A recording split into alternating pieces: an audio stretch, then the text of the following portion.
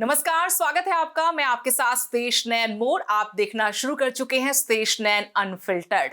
और आज के हमारे स्पेशल पॉडकास्ट में बहुत ही स्पेशल गेस्ट जुड़े हुए हैं जो हरियाणा की राजनीति में एक अलग मुकाम रखते हैं।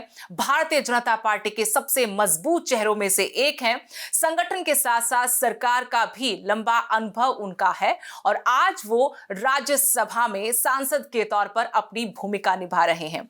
सुभाष बराला जी हमारे साथ जुड़े हुए हैं। आपका बहुत बहुत स्वागत है। नमस्कार।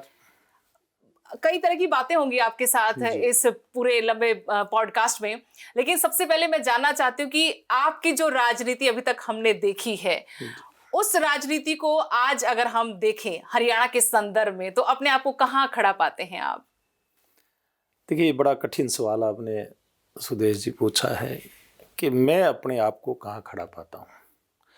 सवाल ये नहीं है कि मैं मेरे को कहाँ खड़ा पाता हूँ, सवाल ये है कि जो मेरा अपना हरियाणा का परिवार है, मेरे अपने जन हैं, उनकी जो अपेक्षाएं और उम्मीद मेरे से थी, वो मेरा आकलन किस प्रकार से करते हैं।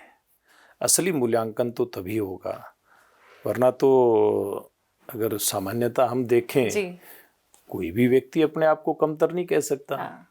लेकिन सही अर्थों में किसी भी व्यक्ति का मूल्यांकन समाज करता है, उसके अपने लोग खुद करते हैं और खुद करें। क्या ये मूल्यांकन चुनावी भी होता है? इसलिए मैंने आपसे सवाल पूछा। नहीं, देखिए, वो तो बहुत हर सारे लोग प्रकार का कहते हैं कि होता अगर चुनाव में हार हो जाती है फिर तो आप हाशिए पर आ जाते हैं। इसलिए मैंने आपसे पूछा कि आप आज की राजनीति के संदर्भ में अपने आप को कहाँ देखते हैं? देखिए सुदेश जी, वो बात भी आपकी बिल्कुल ठीक है। चुनाव की हार जीत, इसमें व्यक्तिगत जो रहता है, व्यक्ति का उसका अपना व्यक्तित्व है, उसका व्यक्तिगत काम है, उसकी व्यक्तिगत महत्वाकांक्षाओं से लेकर के उसका व्यक्तिगत प्रदर्शन है। इसके अलावा पार्टी, उस समय के समीकरण, बहुत सारी चीजें उसमें शामिल होती है। जैसे मेरा पहला चुनाव 2005 का था, तो उस समय कोई सोच नहीं सकता था कि हम लड़ने के लिए, जीतने के लिए लड़ रहे हैं। चुनाव लड़ने के लिए लड़ा जाता था,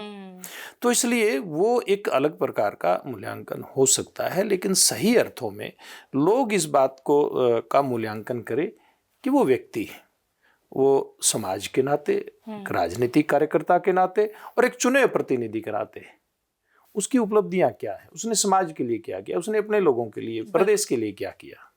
सही मूल्यांकन तो वो होता है। लेकिन सरकार कैसी चल रही है आज हरियाणा में? देखिए, हरियाणा की सरकार मुख्यमंत्री नायब सिंह जी के नेतृत्व में बहुत अच्छे प्रकार से चल रही है। लोगों की अपेक्षाओं के ऊपर खरा उतरते हुए और काम कर रही है, और मुख्यमंत्री जी भी अपना 100% देने का एक सफल प्रयास करते हुए दिखाई दे रहे हैं। लेकिन विपक्ष कहता है कि डमी मुख्यमंत्री हैं, कोई काम नहीं हो रहा, ना कानून व्यवस्था यहाँ पर अच्छी है, ना युवाओं को रोजगार मिल रहा है, भर्तियां निकलती बाहर के युवाओं को नौकरी देते हैं, एचपीएससी का चेयरपर्सन बाहर से लगा दिया। क्या हरियाणा के लोगों में योग्यता नहीं है? देखिए सुदेश जी, पहली बात तो वो कह रहे हैं कि रोजगार नहीं मिलता। 1,80,000 से ज्यादा युवाओं को इन पिछले 10 सालों से, थोड़ा ज़्यादा समय हमें, लगभग 11 साल, 11.5 हाँ 11.5 हो गए हमें, तो इन 11.5 साल के अंदर 1,80,000 के आसपास युवाओं को सरकारी रोजगार मिला है जी। एक। दूसरा, जो पूंजी निवेश हुआ है, चाहे हमारे देश के अंदर के पूंजीपतियों का है या विदेशी पूंजी निवेश है, वो सारा मिलाकर के हम बात करें, बड़े पैमाने पर हरियाणा के अंदर इंडस्ट्री आई है। उसके कारण से खूब रोजगार के अवसर पैदा हुए हैं। हरियाणा के युवाओं को चाहे एमएसएमई के माध्यम से या कोई दूसरे माध्यमों से रोजगार के इतने अवसर प्राप्त हुए हैं कि जो विपक्षी लोग कल्पना नहीं कर सकते। और शायद अब वो लगातार चुनाव हारते जा रहे हैं विपक्षी लोग, इसलिए उनको सारा बीजेपी की सरकार के अंदर या नायब जी के अंदर सारे खोट ही नजर आते हैं। नहीं तो देखिए, तीसरी बार सरकार आना, उसमें युवाओं की तो आज के दिन भूमिका खूब बड़ी भूमिका रहती है। इसलिए ये विपक्ष के नाते मैं इस बात को नहीं स्वीकार कर सकता। दूसरा, आधारभूत ढांचा प्रदेश का कितना मजबूत हुआ है, आज कितने हाईवे बने हैं प्रदेश के अंदर से, आप कल्पना नहीं कर सकते। मुझे याद आता है जब हमारी सरकार बनी तो जो केएमपी है, कुंडली पलवल मानेसर जो हाईवे है, उधर से केजीपी है, इसकी कनेक्टिविटी कैसी थी? काम शुरू हुआ था, रुक गया था। अरे ये प्रोजेक्ट सुदेश जी, आपको ध्यान हो, अटल बिहारी वाजपेयी जी के समय में पास हुआ था। पर ऐसा ही क्लेम कांग्रेस भी करती है कि बाकी जितने हाईवे बने वो कांग्रेस के राज में ही उनको हमने टेंडर निकाला, उनको लेकर हमने बातचीत की या फाइलों तक मामला पहुंचाया। अब हिसार एयरपोर्ट की भी हम बात कर लेंगे, उसका भी क्रेडिट लेती है कांग्रेस। लेकिन फाइलों तक ही तो रह गए ना उनके राज में, धरातल पर क्या उतर करके आया, वही मैं बात कह रहा हूं। देखिए, नाच ना जाने आंगन टेढ़ा वाली बात कांग्रेस पार्टी और दूसरे विपक्षी दल कर रहे हैं। आज हमारी पार्टी की सरकार पहले मनोहर लाल जी के नेतृत्व में और अब नायब जी के नेतृत्व में अच्छा नहीं करती तो तीसरी बार सत्ता में आने का कोई हरियाणा प्रदेश के अंदर कोई गुंजाइश ही नहीं रहती। वरना तो हरियाणा प्रदेश की राजनीति में हमने देखा है, आपने भी देखा है कि कभी इस पार्टी की सरकार है तो अगली बार उस पार्टी की सरकार है, तीसरी बार किसी भी पार्टी की सरकार हरियाणा में आज बीजेपी की पहली बार बनी है। इसके ऊपर भी दो मत हैं। जो एक्सपर्ट्स हैं वो कहते हैं कि बीजेपी माहिर है सोशल इंजीनियरिंग करने में, वो बीजेपी ने हरियाणा में भी किया, इसलिए बार बार कमल खिला, जीत की हैट्रिक लगाई। इसी को विपक्ष ये कहता है कि बीजेपी जाट नॉन जाट करके तीसरी बार सत्ता में आ गई। देखिए, सोशल इंजीनियरिंग के अपने अपने वो अर्थ निकालते हैं। तभी मैंने कहा एक एक्सपर्ट्स ये कहते हैं और विपक्ष ये कहता है। हाँ, देखिए, वो कास्ट बेस्ड राजनीति भारतीय जनता पार्टी ने कभी नहीं की है। नरेंद्र मोदी जी का नारा देश के अंदर है, सबका साथ, सबका विकास, सबका विश्वास और सबका प्रयास। यही हरियाणा प्रदेश के अंदर है। यहाँ बल्कि पूर्व मुख्यमंत्री मनोहर लाल जी ने एक नारा दिया था, हरियाणा एक, हरियाणवी एक, समान विकास, समान रोजगार। उस आधार पे काम किया। और मैं भी जब पार्टी का प्रदेश अध्यक्ष था, मैंने भी एक नारा दिया था, साथ रहेंगे साथ बढ़ेंगे। देखिए, हम इस विचार के आधार पर काम करने वाले लोग हैं। हम उनकी तरह समाज को बांट करके, और वो भी वोट की राजनीति के लिए, हम काम करने वाले लोग नहीं हैं। 2016 के बाद हरियाणा में सामाजिक तौर पर कोई विभाजन नहीं हुआ, आपको लगता है ऐसा? जाट नॉन जाट की राजनीति को बढ़ावा नहीं दिया गया? देखिए, वो भारतीय जनता पार्टी के तौर पे कभी नहीं दिया गया, ना उस समय दिया गया ना उसके बाद दिया गया। भारतीय जनता पार्टी सर्व समाज को साथ लेकर के चलने वाली पार्टी है। हमें तो हमारे वरिष्ठ नेताओं ने हमें एक नारा भी, एक किस्म से नारा कह सकता हूँ उसको, वैसे एक लाइन मैं पढ़ करके बता सकता हूँ आपको कि पथ का अंतिम लक्ष्य नहीं है सिंहासन चढ़ते जाना, सब समाज को साथ लिए आगे है बढ़ते जाना। हम तो इन आधार पर काम करने वाले लोग हैं।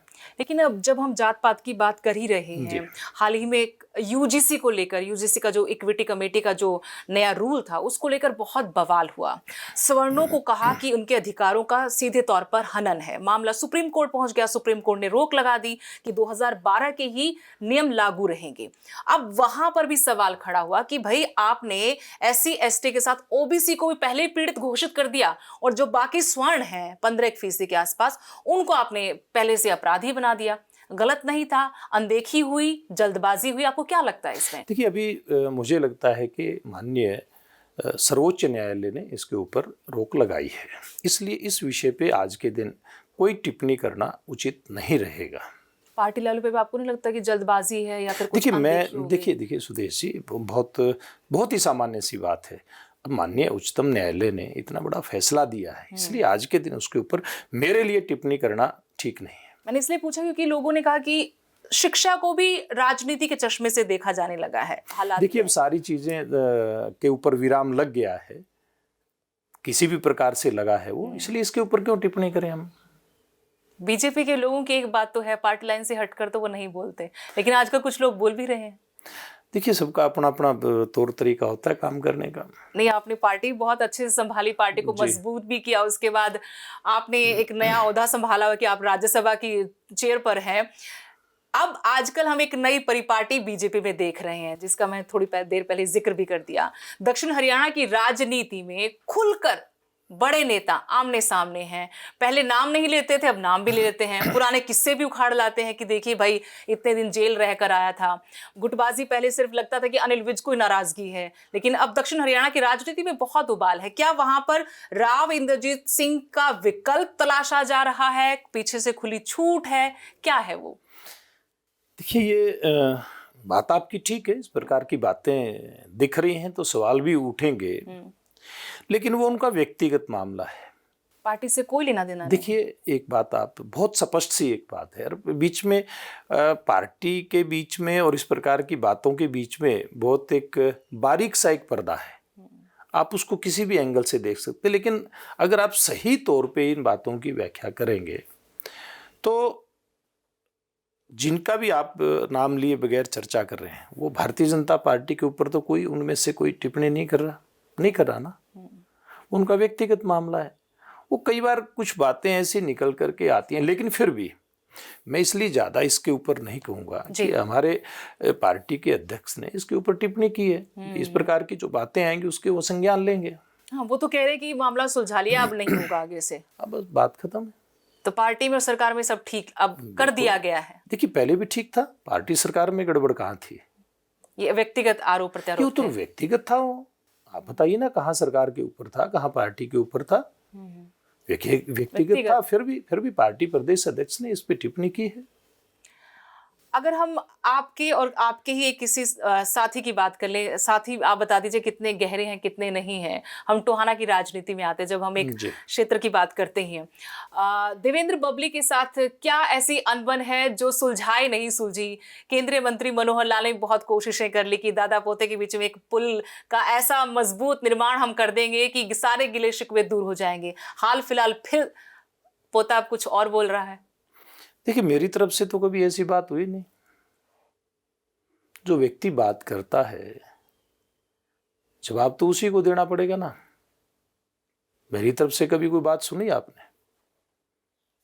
जब से मैं सार्वजनिक जीवन में हूं, जब से मैंने चुनाव लड़ना शुरू किया है, 2005 में मेरा पहला चुनाव था, उसके बाद से लेकर के आज तक संबंधित व्यक्ति जिसकी आप चर्चा कर रहे हैं उससे लेकर के और कोई भी राजनीतिक पार्टी का राजनीतिक इस प्रकार का व्यक्ति है, मैं कभी किसी के साथ पर्सनल होता नहीं हूँ। देखिए लड़ाई होती है, विचारों की लड़ाई होती है, मुद्दों की लड़ाई होती है। राजनीति में कभी व्यक्तिगत लड़ाई नहीं होती है। मैं इस मत का हूँ, जो इस मत के दूसरी तरह से या दूसरी तरफ काम करते हैं, इस मत के विपरीत काम करते हैं, सवाल उनसे करिए आप। मेरे से तो सवाल करने का औचित्य नहीं है कोई। लेकिन वो अपनी हार का ठीकरा बिना नाम लिए, नाम नहीं लिया, लेकिन उन्होंने हार का ठीकरा आप पर फोड़ा। देखिए हारे तो हम भी हैं। कोई व्यक्ति आज चुनाव लड़ने के लिए आता है और जो पार्टी आज उदय पर दिखाई देती है, सर्वोच्च पर दिखाई देती है, वो समय अलग है। लेकिन सुभाष बराला उस समय चुनाव लड़ने लगा था, भारतीय जनता पार्टी का काम करने लगा था, तब लोग कहते थे भारतीय जनता पार्टी के लोग तो पागल हैं। बिल्कुल सही बात है। हम तो 2005 में 9 में कोई सोचता था चुनाव लड़ने की क्या सुदेश जी? बिल्कुल। हम तो उस समय से चुनाव लड़ते आ रहे, हारते आ रहे, हमें तो पता था कि हारेंगे ही, इसलिए हार जीत की चिंता क्यों करनी? अब हार है तो हार है, जीत है तो जीत है, ये तो लोगों का मत है। लोग मत देंगे तो जीतेंगे, नहीं देंगे तो हारेंगे। देवेंद्र बबली जैसे नेता क्या बीजेपी की मजबूती देकर, अपना फायदा देकर ही पाला बदल कर यहाँ आए, आप ये कहना चाहते हैं? देखिए मैंने जो कहना था मैंने कहा है, इससे ज्यादा मैं इस विषय के ऊपर टिप्पणी नहीं करना चाहता। मनोहर लाल जी के साथ कैसे संबंध हैं आपके? हमने हमेशा देखा ढाल बनकर खड़े रहे, तो आप भी उनके साथ कंधे से कंधा मिलाकर चलते रहे। देखिए मनोहर लाल ये रिश्ता, ये भी बताइए कि ये रिश्ता कहाँ से शुरू हुआ और इतना प्रगाढ़ कैसे हुआ? देखिए ये रिश्ता एक संगठन महामंत्री के नाते माननीय मनोहर लाल जी जब काम करते थे हरियाणा प्रदेश में, तो मैं युवा मोर्चा के एक छोटे से कार्यकर्ता के नाते काम करता था। मैं जिले का सचिव था पार्टी का, वहां से उनके साथ काम करना शुरू किया और जो काम लगातार आज तक उनके साथ चल रहा है। अब ये संबंध यहाँ तक आए हैं, इसमें कैसे कैसे आगे बढ़े, अब ये तो समय की बात है कि हम तो कोई इसमें अलग से कुछ देखते नहीं है। बहुत सहज भाव से उन्होंने जिस प्रकार से एक बहुत सामान्य से नए कार्यकर्ताओं को गढ़ने का काम होता है, वो उन्होंने केवल सुभाष बराला नहीं, पता नहीं कितने ही कार्यकर्ताओं का निर्माण उनके हाथ से हुआ। आप आज नायब सैनी जी देख लीजिए ना, वो और बहुत सारे कार्यकर्ता हैं जो आज प्रदेश में चुने हुए प्रतिनिधि के नाते विधायक भी हैं, सांसद भी हैं, आज सरकार में मंत्री भी हैं, जो उन्होंने सहज भाव से जिनको आगे बढ़ाने का काम किया है। वो एक बहुत कुशल संगठनकर्ता है और समाज के ताने बाने को वो समझते हैं और उस आधार पे कार्यकर्ता की क्षमता को परख करके उसको ठीक काम में लगाना, ये मनोहर लाल जी की खासियत है। वो पहले भी थी, वो आज भी है। समझ जाते हैं कि कहाँ किसको फिट करना है। और फिर देखिए, जिसके साथ काम किया है, जिन कार्यकर्ताओं को उन्होंने आगे बढ़ाया, बुरे वक्त में भी वो साथ नहीं छोड़ते, उनके साथ रहने वाले लोग ऐसे हैं। तो देखिए खास बात होती है नेता की, यही खास बात होती है ना। वरना हार के बाद तो खुदे लाइन लगा दी जाते हैं पार्टियों में लोग। लेकिन वो जो कार्यकर्ता काम करने वाला है उसको हमेशा उसकी पीठ पे हाथ रखते हैं। हाँ, वो अलग बात है भी किस कार्यकर्ता को आप कितना आगे बढ़ा सकते हैं। ऐसा नहीं है कि जिनके पीठ पे उनका हाथ है सब कार्यकर्ता आगे बढ़ गए, लेकिन जिनमें क्षमता होती है उनको बढ़ाने का अपनी तरफ से प्रयास करते हैं। कोई कितना आगे बढ़ पाए ये एक अलग विषय होता है। लेकिन अब कुछ सामाजिक और जो राजनीतिक मुद्दे हैं उन पर मैं आना चाहती हूँ। अब जब हम बैठे हैं तो एक बड़ा मुद्दा विपक्ष ने उठाया है, वो ये कि जो बुढ़ापा पेंशन है वो बुजुर्गों का सम्मान था और अब बीजेपी ने क्राइटेरिया सेट कर दिया है। फैमिली आईडीएफ गले की फांस बन गई है, बुजुर्गों की पेंशन काटी जा रही है। पहले बीपीएल कार्ड काटे गए चुनाव होते जीतते ही, उसके बाद लाडू लक्ष्मी योजना में जो वादा किया था उसके उलट वहां पर भी नियम कानून बना दिए और अब पेंशन काटी जा रही है। जी जी, देखिए सुदेश जी, सम्मान पेंशन निश्चित रूप से ठीक कहा आपने, सम्मान पेंशन होती है, वृद्धावस्था सम्मान पेंशन। इसका नाम शुरू में यही था, इसी मकसद से शुरू भी की गई। लेकिन जो जो सरकारें आगे बढ़ी हैं उसमें इस वृद्धावस्था सम्मान पेंशन के साथ साथ चाहे लाडू लक्ष्मी योजना है, चिरायु आयुष्मान योजना है, जो अटल जी के समय में बीपीएल की योजना बनी थी, बिलो पॉवर्टी लाइन और अबो पॉवर्टी लाइन, इस प्रकार की जो बनी थी, उसके नाते आज भी बहुत सारी योजनाएं चल रही हैं। तो ये समय ऐसा होता है जब सरकार अपने लोगों को सम्मान भी दे और उनके उत्थान के लिए, उनके भरण पोषण के लिए उनका एक सहारा भी बने। आज प्रदेश के पास जो भी साधन संसाधन हैं वो सारे प्रदेश की जनता के लिए हैं। चाहे उनको गरीब कल्याण के लिए आप लगाइए या वृद्धावस्था सम्मान के लिए उनका उपयोग कीजिए संसाधनों का, या आप अपना आधारभूत ढांचा खड़ा करके लोगों को अन्य सुविधाएं दें, या फिर शिक्षा, चिकित्सा, न्याय व्यवस्था, इस प्रकार की चीज़ों के आप ऊपर खर्च करिए। तो सरकार को सब लोगों का ध्यान करना होता है, सब तरह से सब लोगों को साथ लेकर के चलना हो सकता है। जितना आपके पास पैसा उतना आपको प्रदेश के हित के लिए खर्च करना पड़ता है। अगर किसी की क्षमता है, किसी परिवार के बुजुर्ग की, कि वो अपनी जेब से पैसा लगा करके 10 लोगों के परिवार का भरण पोषण कर सकता है, तो मुझे नहीं लगता कि आज की परिस्थितियों में उनको किसी पेंशन की जरूरत है। देखिए दृष्टिकोण होता है। जी जी, नहीं ठीक आपने बात की, लेकिन इस पर एक सवाल ये भी है जो जनता से भी आ जाए, हमने इसी पर चर्चा भी की। सवाल ये कि अगर उनको आप नहीं दे रहे, ये कहते हुए कि आपकी आय तो ठीक ठाक है जी, आप अपना गुजर बसर कर सकते हो, तो फिर जो पूर्व विधायक हैं, पूर्व सांसद हैं, उनकी पेंशन को लेकर ये क्राइटेरिया क्यों नहीं? वो तो लाखों करोड़ों के मालिक हैं, तो जरा वहां पर भी थोड़ा सुधार कर लीजिए जो पहले से गलतियां चली आ रही हैं। देखिए सुदेश जी, एकदम से कुछ भी नहीं होता है, कुछ चीजों की शुरुआत कभी न कभी होती है। वो ठीक बात है आपकी, बहुत सारे ऐसे सक्षम लोग हैं, लेकिन बहुत सारे ऐसे भी सक्षम लोग हैं राजनीति में। नहीं, सब तरह के लोग हैं सुदेश जी, ऐसा नहीं है कि सभी इतने सक्षम हों। कुछ लोग ऐसे भी हैं, उसमें मैं कोई श्रेणी में अभी बांटना नहीं चाहूँगा, लेकिन जो अपना काम ईमानदारी से करते हैं, जिन लोगों के लिए आज उनकी तनख्वाह, सैलरी यानी कि या फिर पेंशन, वही उनकी गुजर बसर का, और लोगों की सेवा के लिए जो दौड़ धूप करते हैं, सारा दिन भाग दौड़ करते हैं, उसमें वही काम आती है। ऐसे बहुत सारे लोग हैं, बहुत लोग हैं ऐसे, कम नहीं है। लेकिन क्या है कि कई बार दिखाई जो बड़े लोग हैं ना, कई बार वो दिखाई वो दे देते हैं, सामान्य लोग नहीं देखते हैं, जो आज भी राजनीति को केवल और केवल सेवा का माध्यम मानते हैं। उस दृष्टिकोण से भी एक बार देखने का प्रयास करना चाहिए।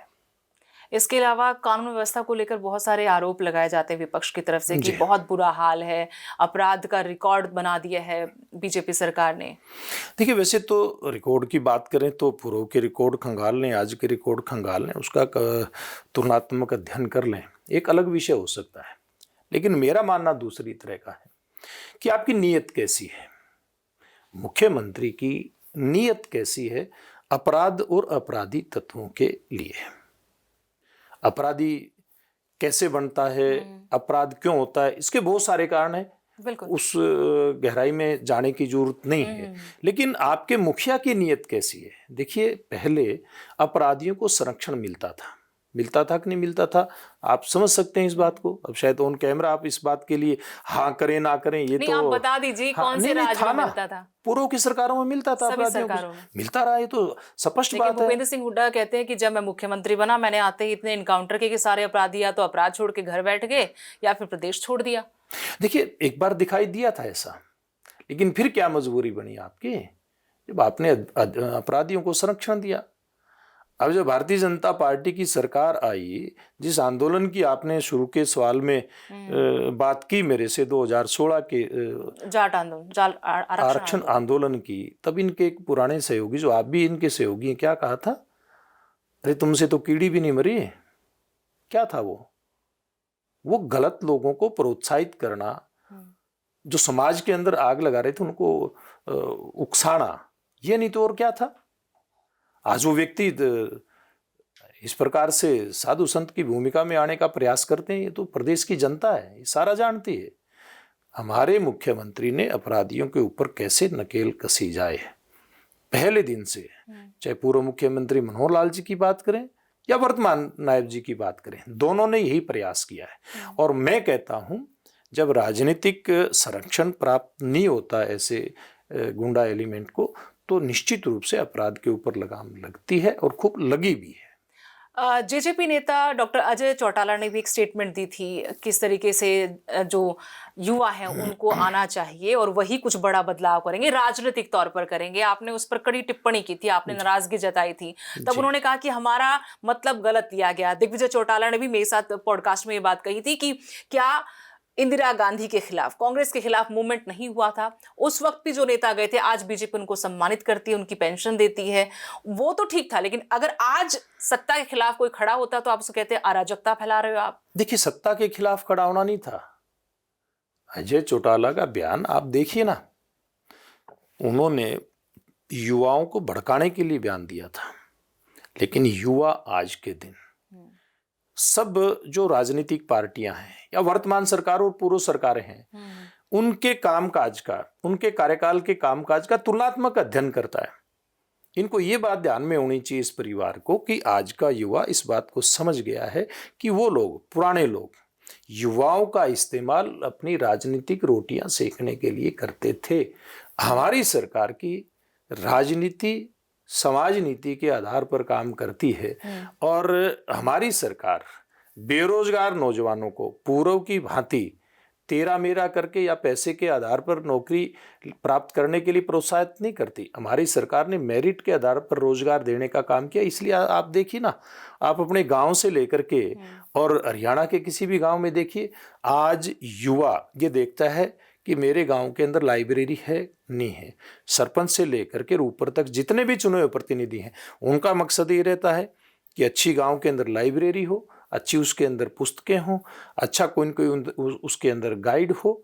और प्रदेश के बहुत सारे स्थानों के ऊपर आज भी सुदेश जी ऐसे कोचिंग सेंटर फल फूल रहे हैं जिसमें युवा जाकर के उचित मार्गदर्शन प्राप्त करके और नौकरी सरकारी हो चाहे फिर प्राइवेट क्षेत्र के अंदर स्वरोजगार के अवसर तलाश रहे हैं, वो शिक्षा ग्रहण करके करते। ये जो बदलाव हुआ है ये हमारी सरकार के दौर में हुआ है। वो लोग तो युवाओं को अपने व्यक्तिगत उपयोग के लिए उनका इस्तेमाल करते रहे। आपके दावों से उलट कल ही रानिया से इनेलो विधायक अर्जुन चौटाला ने कहा कि ये तो ऐसे हैं बीजेपी की सरकार वाले तो कि गधे को भी डॉक्टर बना देंगे, बस वो आरएसएस का होना चाहिए। देखिए, ये मुझे लगता है ये जो लोग उनके पूर्वजों ने जो काम किया है, जिनके परिणाम भी भुगतने पड़े हैं, वो मेरे कारण या आपके कारण नहीं सुदेश जी, वो उन्होंने जो गलत काम किए थे कोर्टों ने उसके ऊपर अपने निर्णय दिए हैं और उसके ऊपर गहराई से जाने की जरूरत नहीं है। विरोधी लोगों के, चाहे इनके कारनामे हैं या फिर कांग्रेस के हैं, कांग्रेस के तो अभी आपने सुना ही था इस चुनाव के अंदर कि कांग्रेस के जो विधायक, मौजूदा जो विधायक थे, वो दोनों हार गए। हो एक तो कहता था कि पहले मैं तो मेरा घर भरूंगा, फिर मेरे आसपास के लोगों का, मेरे रिश्तेदारों का घर भरूंगा, फिर औरों के बारे में सोचूंगा। ये तो ऑन कैमरा कहा था, पूरे प्रदेश ने देखा। और एक फरीदाबाद में NIT का इनका विधायक जो बड़ा ड्रामा करता था यहाँ के विधानसभा में, पता नहीं किस किस प्रकार का, वो पता नहीं क्या क्या ड्रामे ढोंग किए उन लोगों ने, और वहां लोगों को कहता कि 50 वोट के ऊपर एक नौकरी दूंगा। ये प्रदेश की जनता ने देखा, उनको हराने का काम किया है। कोई वोट चोरी नहीं हुई, कोई EVM में गड़बड़ी नहीं हुई, कुछ नहीं हुआ। आपको लगता है जो उनके आरोप हैं वो तो पूरी मुहिम चला के बैठे हुए हैं? तो कौन सी वोट चोरी की बात करते हैं वो लोग? आप और वो नेता हरियाणा के अंदर क्या किसी एक बूथ के ऊपर ये कह सकते हैं कि चोरी हो सकती है?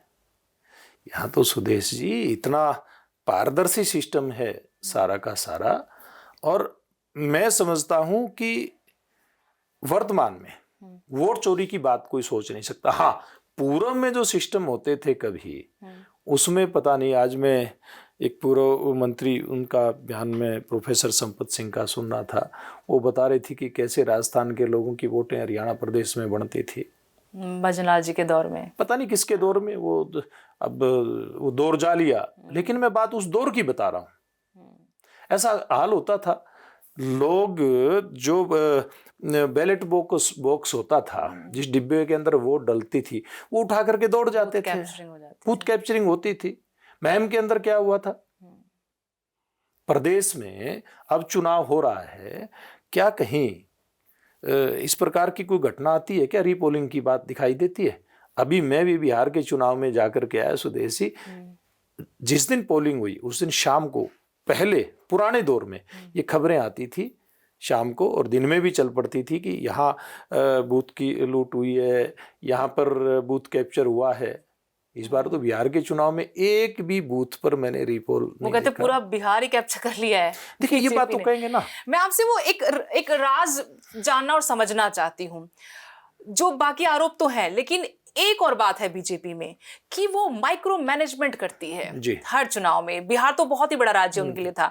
अब हम ये निकाय चुनाव हरियाणा में देख रहे हैं। ये सवाल मैंने कांग्रेस से भी पूछा कि आप बाद में आरोप लगाएंगे, अभी आप कहाँ हैं, कि बीजेपी ने मंत्री लगा दिए, संगठन के मजबूत चेहरे लगा दिए पंचकुला जैसी जगह पर, समझ रहे हो आप, रेवाड़ी में, नगर परिषद में, सोनीपत में, अंबाला में, तो अपने मंत्री लगा दिए, अपने संगठन के लोग लगा दिए, और बाकी पूरी टीम बना के प्रभारी जी यहाँ से निकल गए राजस्थान अपने घर। तो बीजेपी इस तरह से काम करती है।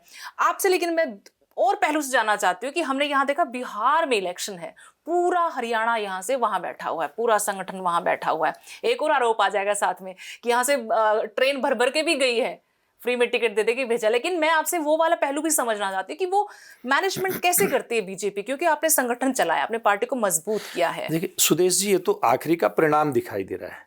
इससे पूर्व की तैयारियां देखेंगे तो वो लोग तो सोच भी नहीं सकते भी इतनी तैयारियां भी करनी होती हैं। अब मैं इसको थोड़ा सा और पीछे लेकर के जाऊंगा।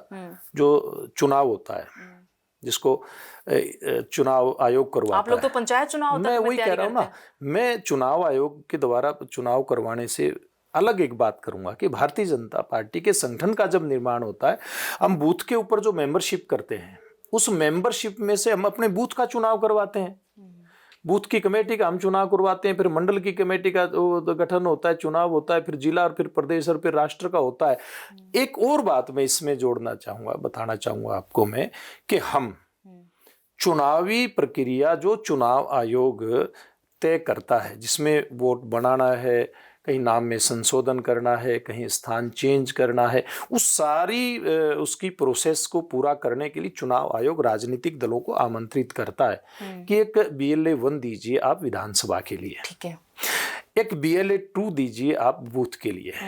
बूथ के ऊपर हम BLA 2 हर बूथ के ऊपर 20,000 से ज्यादा बूथ हैं हरियाणा प्रदेश में। आज भारतीय जनता पार्टी का BLA 2 BLO सॉरी वो होता है सरकार का, होता है जो बूथ लेवल ऑफिसर होता है, चुनाव आयोग के बिहाफ पे काम करता है, वोट बनाने का, काटने का, डिलीट करने का, संशोधन करने का सारा काम वो करता है। BLO, और भारतीय जनता पार्टी अन्य राजनीतिक दल की तरफ से BLA 2 होता है बूथ के ऊपर, BLA 1 होता है विधानसभा के ऊपर। हमने तो पूरे प्रदेश में, पूरे देश में इनकी नियुक्ति कर रखी है। कांग्रेस पार्टी कहां सो रही है? अगर कांग्रेस पार्टी और दूसरे राजनीतिक दल BLA 1, BLA 2 की नियुक्ति करके अगर ठीक प्रकार से सजगता के साथ एक जिम्मेवार राजनीतिक दल की भूमिका निभाते हैं तो ये SIR सारी बहुत सहज प्रक्रिया उनको नजर आएगी, कहीं उनको वोट चोरी नजर नहीं आएगी। अपनी नालायकी वो स्वीकार करने में उनको शर्म आती है। ड्राइंग रूम की राजनीति करते हैं कांग्रेस, करते हैं ना। अरे आप लोग हमारी तरह काम करिए ना। अब आपने ही जिक्र किया कि हमारे लोग, आज हमने तो निगम और पालिका परिषद इन चुनाव के लिए हमने तो सारी व्यूह कर दी हमारी। वो लोग क्या कर रहे हैं? हमारे लोग तो उस चुनाव में भी, बिहार के चुनाव में भी मेरे समेत पता नहीं कितने मंत्री गए हुए थे। मैं भी लगभग 25 दिन से ज्यादा वहां लगा करके आया। मैं प्रदेश अध्यक्ष रहा पार्टी का, और मैं एक सुदेश जी, एक लोकसभा पकड़ के मैं बैठा, 6 विधानसभाओं में काम किया मैंने, एक बूथ पे जाकर मैंने काम किया। आज हमारे देश भर के लोग, पश्चिम बंगाल और असम में जिनकी ड्यूटियां लगी हुई है, बड़े बड़े पदाधिकारी वहां जाकर के लोगों के बीच में बूथ के ऊपर खाक छान रहे हैं। क्या बीजेपी साम दाम दंड भेद सब कुछ इस्तेमाल करती है? देखिए, क्योंकि अब हमने देखा एक और पैटर्न है आप लोगों का, एक स्टाइल कहें, कुछ भी कहें।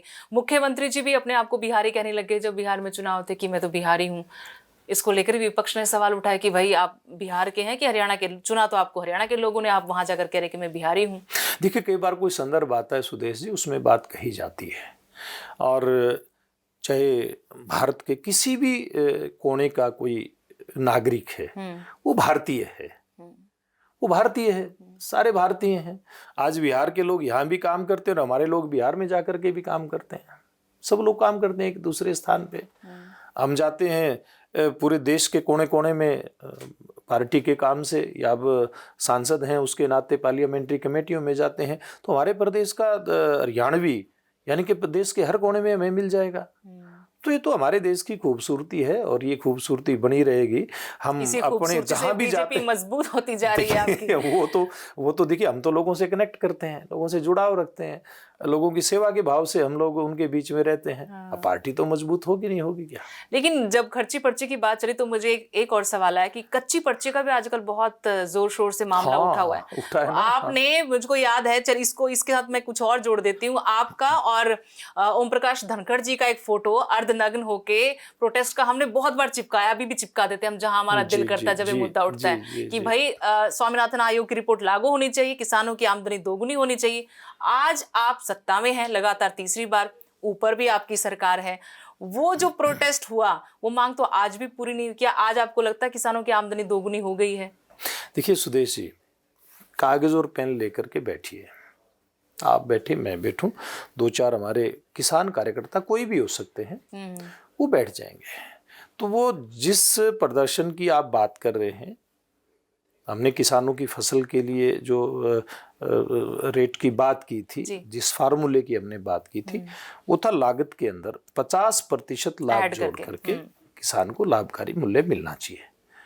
उस समय भी हम उस बात पर फिर थे, विपक्ष में रहते हुए। सरकार में जब आए हैं तो नरेंद्र मोदी जी के नेतृत्व में सुदेश जी इस फार्मूले के ऊपर काम किया है। आप देखिए फसलों के भाव कितने बड़े हैं, 2 गुना से ज्यादा, उससे भी ज्यादा फसलों के दाम। लागत भी तो फिर उससे कहीं ज्यादा। हाँ, मैं उसी बात पे तो मैं आपकी अगली बात वही थी ना मेरी। फसलों के दाम बढ़े हैं और लागत में यूरिया, DAP, इसके भाव कितने बढ़े, कितने प्रतिशत बढ़े, आप देख लीजिए उठा करके। जो दूसरे इनपुट हैं एग्रीकल्चर प्रोड्यूस के अंदर जो काम आते हैं, यानी कि कृषि उत्पाद में काम आते हैं, कितने बढ़े? ना मात्र बढ़े, या बढ़े नहीं या ना मात्र बढ़े, लेकिन दाम 2 गुना से ज्यादा बढ़े हैं। आज भी हम उस बात पे कायम हैं जिस पे हम कल कायम थे। लेकिन इसमें भी एक बड़ा झोल है। हाईकोर्ट क्योंकि मामला चला गया, एक जनहित याचिका लगाई गई फॉर्मर चीफ साइंटिस्ट की तरफ से, उसमें कि कच्ची पर्ची पकड़ाई जाती, पक्की रसीद किसानों को नहीं दी जाती। अब सरकार के पास आंकड़ा जाता है कि MSP पर खरीद हुई है, सरकार अपनी जगह उस आंकड़े के हिसाब से ठीक है, लेकिन किसान पर दोहरी मार है। किसान को औने पौने दाम पर फसल लेकर कच्ची पर्ची, उसका कोई रिकॉर्ड नहीं है। इस पर मैं सवाल कर रही थी आपसे कि इसका कोई हल है? अब ACS के पास हालांकि 30 दिन का वक्त है, वो इस नियम पर फैसला करे, लागू करे। देखिए, नहीं, ठीक बात है आपकी। पूर्व के जो सवाल था उसमें आपका एक बात पे जवाब मेरा छोटा सा रह गया था, मैं उस बात में ऐड करता हूँ कि हरियाणा एक ऐसा प्रदेश है जहाँ हमने प्रदर्शन कभी किए थे, वहाँ के मुख्यमंत्री ने हरियाणा की सभी फसलों की सरकारी खरीद को सुनिश्चित किया है। अब अगली बात आती है कच्ची पर्ची की जी। ये बिल्कुल ठीक बात है। एक अच्छा, जिसने भी विषय उठाया है मैं उसको बधाई देता हूँ कि एक अच्छा विषय उसने उठाया, किसान हित में, जनहित में उस बंधु का है, उसको मैं बधाई भी देता हूँ। लेकिन ये व्यवस्था कोई बीजेपी के राज में नहीं है शुरू हुई है, ये पुरानी व्यवस्था चली आ रही थी। कभी न कभी कहीं न कहीं तो इसके ऊपर कोई न कोई तो कदम उठाएगा। जिसके भी ध्यान में आया उसको साधुवाद में देता हूँ, अच्छी बात है। अब वो व्यवस्था ठीक, उसमें और ज्यादा पारदर्शिता आएगी। पारदर्शिता तो पहले भी थी, लेकिन और ज्यादा पारदर्शिता आएगी। रेवाड़ी महेंद्रगढ़ में भावांतर योजना में बड़ा घोटाला आ गया कि कागजों में सब खरीद दिखा दी। उसके बाद करनाल में धान में फर्जी गेट पास वाला मामला आ गया। फिर श्रम विभाग में घोटाला आ गया। विपक्ष तो कह रहा है कि घोटालों की सरकार है। भूपेंद्र सिंह हुड्डा मेरे साथ ही पिछले पॉडकास्ट में बैठकर दावा करते कि मुख्यमंत्री बता दें 24 फसलें ऐसी कौन सी हरियाणा में होती है जो MSP पर खरीदने की बात करते हैं। देखिए, कहीं न कहीं किसी न किसी क्षेत्र में फसलें होती हैं, ये हुड्डा साहब को भी पता है। हाँ, लेकिन बहुतायत में नहीं होती। बहुतायत में तो सब लोगों को पता है कौन कौन सी फसल होती है, लेकिन जितनी फसलें होती है मुख्यमंत्री ने उन बातों की चर्चा की है। इसलिए हुड्डा साहब बातों को घुमाने का प्रयास कर रहे हैं और कुछ भी नहीं है।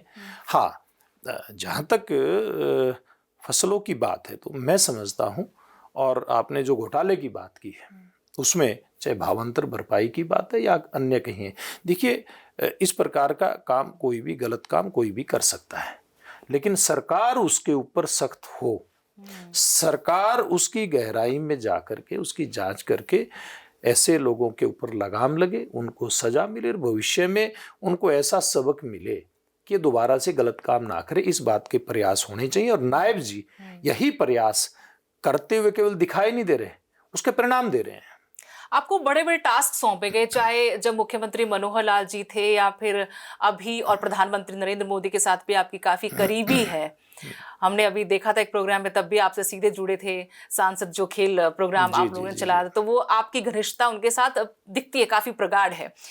तो जिम्मेदारी काफी बार आपकी बदली गई, आपने बखूबी उसको निभाया भी, निर्वहन भी किया। इस बार के चुनाव में हमने देखा कि फतेहाबाद सिरसा साइड में आपको एक खास जिम्मेदारी सौंपी गई थी पार्टी को मजबूत करने की।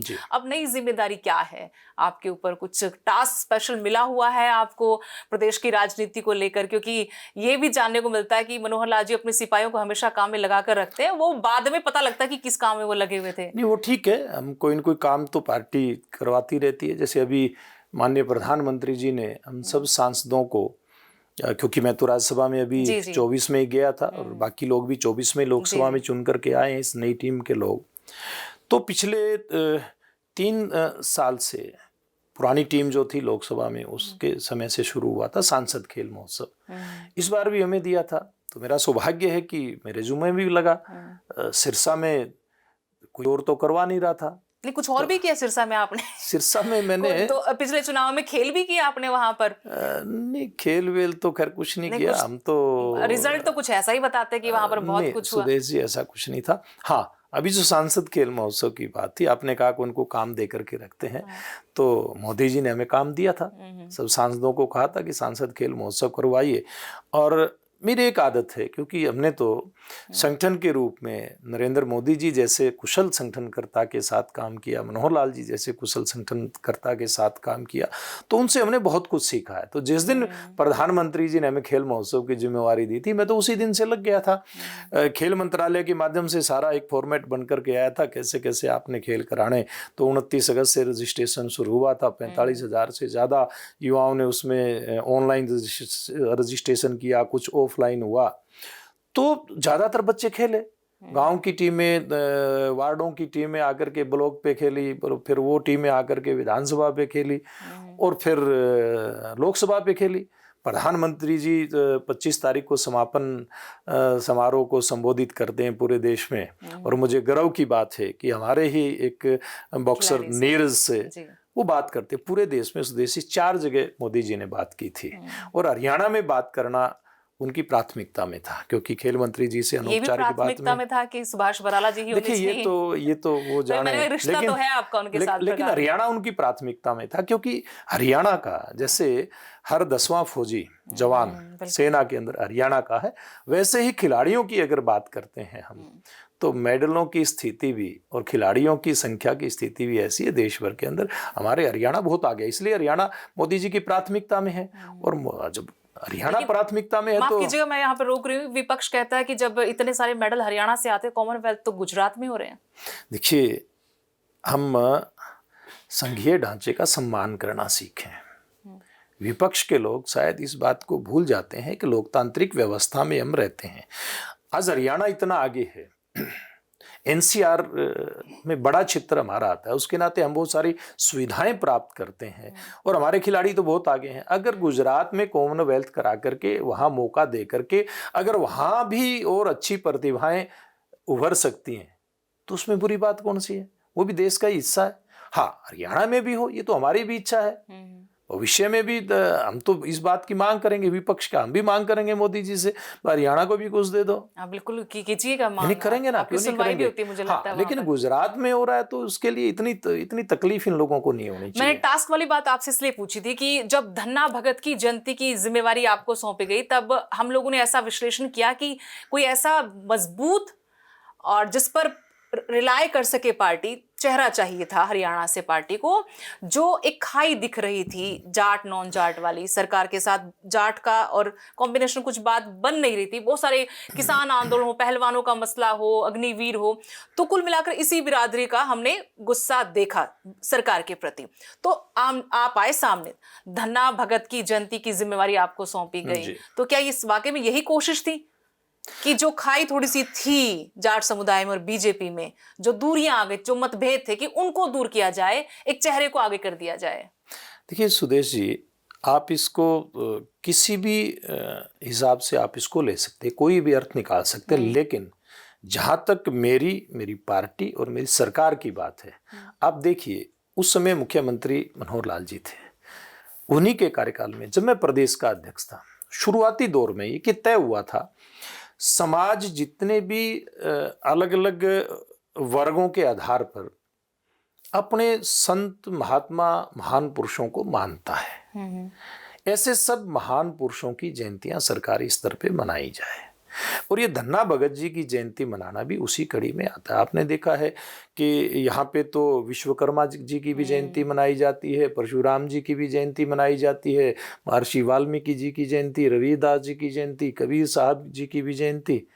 तो फिर उसमें सब महात्माओं की जयंतियां मनाते मनाते धन्ना भगत जी की जयंती भी उसी कड़ी में मनाएगी थी। हाँ, ये एक सौभाग्य की बात है कि जिस समाज से मैं आता हूँ, बेशक जाट समाज की बात करें, लेकिन हम तो किसान वर्ग मोटे तौर पे हैं, तो जितने भी किसान हैं सब अपने आप को जाट कह सकते हैं, और जो जाट हैं सारे किसान कह सकते हैं। देखिए, ये उस नाते आप दूसरे राजनीतिक एंगल से आप इसके कोई भी अर्थ निकाल सकते हैं, लेकिन मैंने जो बात बताई, संत महात्माओं के सम्मान के लिए जो सरकार का अभियान चला था, उसी के नाते धन्ना भगत जी की जयंती थी। मेरे ऊपर ये जिम्मेवार है, ये मेरा सौभाग्य था। मैंने पूरे प्रदेश में घूम करके सब जिलों में मैं गया, सामाजिक संगठनों को, कोई केवल जाटों को नहीं, सामाजिक सभी वर्गों को मैंने बुला करके उनसे अनुरोध की, अपील की उनसे, और वो सब लोग आए। सारे समाज ने धन्ना भगत जी की जयंती मनाई, केवल जाटों ने नहीं। इसलिए थोड़ा सा आपके सवाल में थोड़ा सा अंतर था ना। मैंने उसमें करेक्शन कर रहा हूँ कि वो पूरे समाज ने इकट्ठा होकर के, सर्व समाज ने मिलकर के मनाई थी। हर जाति, 36 बरादरी जिसको हम हरियाणा की भाषा में कहते हैं, वो लोग धनौरी गांव में आए थे और बहुत उत्साह था, बहुत उमंग थी, लोग नाचते गाते, महिलाएं वहां 3 दिन से पहली बार भी तो था ना, लोगों ने कभी ऐसा देखा नहीं, किसी ने पूछा हो उस बिरादरी को जिसको कहते हैं कि सबसे मजबूत है, सबसे आगे रहती है, वहां के किसी पूर्वज को इस तरह से कोई याद करे। नहीं, वहां मैंने देखा, देखिए बहुत सारी चीजें कई बार हम विस्मृत कर देते हैं। वहां मैं कई दिन रहा मैं गांव में। अच्छा। और 3 दिन तो लगातार में, क्योंकि 3 दिवसीय कार्यक्रम था। गांव की बुजुर्ग महिलाएं और वर्तमान पीढ़ी भी, हमारी बहनें भी, वो आकर के धन्ना भगत जी के मंदिर में वहां सत्संग करती रही। पता नहीं कब के गीत बने हुए थे जिनमें धन्ना भगत आपने जी भी की रिकॉल चर्चा किया होगा। आती थी। तो वो चीजें वो भजन गीत गा रही हैं। तो मैंने कोई नया काम नहीं किया, मनोहर लाल जी ने कोई नया काम नहीं किया, केवल हमारे जो महान पुरुष हैं उनको याद करने का काम किया। लेकिन लोक संस्कृति से, लोक पहरावे से आप जुड़े हुए, मुझे तो बड़ा अच्छा लगा कि आप पूरा धोती कुर्ता पहन के आए। जी हमारे जी जी। बुजुर्ग पहनते थे, हाँ, हाँ। आप उसको आगे बढ़ा रहे हैं। हालांकि आज की पीढ़ी तो थोड़ा दूर हो रही है इन चीजों से। बड़ा अच्छा लगा मुझे देख के आपको कि वो गेटअप, वो हरियाणवी नहीं, मैं पिछले 25-26 साल से मैं कई बार ये धोती कुर्ता कुर्ता पहनता हूँ। हाँ, लेकिन इन दिनों में थोड़ा सा ज्यादा मेरे को लगा है। क्यों, कोई रीजन है? नहीं, रीजन कुछ भी नहीं या है। किसी ने ज्यादा तारीफ कर दी कि नहीं, अच्छा। तारीफ की नहीं होती। कई बार व्यक्ति, सामान्य वेशभूषा है हमारी, अपने पूर्वजों का जो पहनावा है उसको सम्मान देना ही चाहिए। केवल ये दृष्टिकोण है, इससे अलावा कुछ नहीं। एक अच्छा भी रहता है, अच्छा लगता भी है कि हमारे बुजुर्ग भी धोती बांधते थे, आज हम भी बांध रहे हैं। कोई नई चीज तो नहीं है जी। हाँ, नहीं, अच्छा लगता है। एक दूसरा, कुछ लोग ये भी कहते हैं कि बीजेपी सरकार में जो बड़े बड़े चेहरे थे, जो पहली बार सरकार बनी थी, उसमें पार्टी ने उनको टिकट भी दी थी बहुत सारे जाट उम्मीदवारों को, फिर जीत कर भी आए, फिर सबका मान सम्मान भी पूरा हुआ। लेकिन अगली बार में 2019 में जब वो हार हुई, मामला थोड़ा सा गड़बड़ाया, तो जाट चेहरों को खुड्डे लाइन लगाया गया। और आज भी ये विरोधी आप पर आरोप लगाते हैं कि इनको सबको खुड्डे लाइन लगाया हुआ, ऐसा है? देखिए, बिल्कुल स्पष्ट सामने है। ये तो लोग है ना, भारतीय जनता पार्टी की मजबूती और भारतीय जनता पार्टी जो सेवा कर रही है और हरियाणा प्रदेश को मजबूत कर रही है, देश को मजबूत कर रही है, उससे परेशान है, इसलिए आरोप लगाते हैं। चुनाव में हार जीत तो किसी की भी हो सकती है। अटल बिहारी वाजपेयी जी देश के प्रधानमंत्री हुए, चुनाव तो वो भी हारे थे। हमारे चौधरी देवीलाल हारे चुनाव, चौधरी देवीलाल, इंदिरा गांधी चुनाव हारी। देखिए, हार जीत राजनीतिक कार्यकर्ता के साथ ही लगी रहती है। इसमें कोई सब जाट नेता हर चुनाव में जीतते रहेंगे, कोई जरूरी थोड़ी है। सब लोग चुनाव हारे थे, मैं भी चुनाव हारा था। चौधरी वीरेंद्र सिंह की पत्नी भी हारी थी, कैप्टन अभिमन्यु हारे थे, धनखड़ जी हारे। ये सामान्य बात है, भी लोगों का मत है। देखिए, हमारा काम है कि हम सरकार है तो हम सेवा करें। सब लोगों ने, जितने भी चेहरे हैं, चाहे वो जाट हारे या बिना जाट भी हारे हैं, वो दूसरे जातियों के नेता भी हारे हैं, अगर आप देखेंगे सबने काम किया है। लेकिन वहां कई बार चुनाव में माहौल बनता है, समीकरण बनते हैं, आप नहीं जीत पाते। बड़े बड़े नेता जीते हैं, बड़े बड़े नेता हारे हैं। ऐसी पार्टी जिनकी आप चर्चा नहीं कर रहे हैं, वो कितने चुनाव आ रहे हैं। चौधरी देवीलाल से लेकर के उनकी अगली चौथी पीढ़ी असाफ ही हो गई है। आपको लगता है कि कोई जनाधार नहीं बचा उनका? केवल 2 ही लोग जीत करके आए हैं INLD के, वो भी समीकरण सिंह चौटाला तो कहते हैं मैं CM बनूंगा। देखिए, तो भविष्य बताएगा क्या है। जिस प्रकार के उनके कामकाज रहते हैं, उनके आधार पे तो वो भी जानते हैं, हरियाणा की जनता भी जानते हैं कि CM कौन बनेगा। लेकिन एक ये भी आरोप है कि बीजेपी जाट नेताओं को बैसाखी की तरह यूज करती है। दुष्यंत चौटाला को भी पछतावा है बीजेपी के साथ जाने का। देखिए, ये वही परिवार है जिसने कभी भारतीय जनता पार्टी के बगैर हरियाणा में सरकार नहीं बनाई। ये चीज भूलनी नहीं चाहिए, उनको याद रखनी चाहिए। चौधरी देवीलाल से लेकर के और चौधरी ओम प्रकाश चौटाला तक भारतीय जनता पार्टी ने उनको मुख्यमंत्री बनाया। भूल जाते हैं, लेकिन अरसा हो गया, मेमोरी कुछ चीजों में थोड़ा नहीं याद रखेंगे तो ठीक रहेंगे। समय तो सभी याद रखने चाहिए ना, अच्छा है, बुरा है, संघर्ष का है, सत्ता का है, सब याद रखेंगे तो अच्छा रहेगा। लास्ट में कोई मैसेज आप ऑडियंस को देना चाहे, प्रदेश को लेकर, खास तौर पर युवाओं को लेकर मैं चाहती हूँ, क्योंकि युवाओं की जब बात आती है हरियाणा को लेकर, आज हाल फिलहाल में नशा बहुत ज्यादा बड़ी चुनौती है और खतरा है हमारी युवा पीढ़ी के लिए। हम उड़ता पंजाब की बात करते थे, अब चिंताएं हरियाणा में हैं। देखिए, मैं तो एक बात कहना चाहता हूँ, चाहे हरियाणा है, देश का कोई भी कोना है, चाहे पंजाब है, युवाओं की ये जिम्मेवारी है कि वो पहली बात तो अपने आप को स्वस्थ रखें, अपना चाहे तन है चाहे मन है, और अपने बुद्धि और विवेक से अपने लिए जिएं, समाज के लिए जिएं, अपने परिवार के लिए जिएं, प्रदेश और देश के लिए जिएं, उनकी तरक्की के लिए जिएं। बेहतर यही है। और आज के दिन खास करके दुनिया के सबसे बड़े लोकतांत्रिक देश होने के नाते युवाओं की जिम्मेवारी बहुत ज़्यादा बढ़ जाती है। आज हमारे आस पड़ोस के देशों में भी जैन जी के नाम पर किस प्रकार से तांडव होता है, लेकिन ये खासियत है हमारी सनातन संस्कृति की। हमारे देश के युवाओं में इस प्रकार के अपने बुजुर्गों के, अपनी पूर्व की पीढ़ियों के दिए संस्कार हैं, जो आज वो जो दूसरे देशों की जैन जी है उसके आधार पे काम नहीं करते, हमारी महान सांस्कृतिक विरासत को लेकर के आगे बढ़ते हैं। इसलिए हम सब अपनी जिम्मेवारी समझ करके एक जिम्मेवार लोकतांत्रिक देश के जिम्मेवार नागरिक के नाते अपनी जिम्मेवारी को हम ठीक प्रकार से निभाएं, और जो युवा कहीं भटके दिखाई देते हैं उनको साथ लेकर के और समाज की मुख्य धारा में साथ लेकर के उनको आगे बढ़ें और समाज और देश के लिए काम करें। चलिए, बहुत बहुत शुक्रिया, आपने बहुत वक्त दिया अपना कीमती, और बहुत अच्छी बातचीत आपके साथ हुई।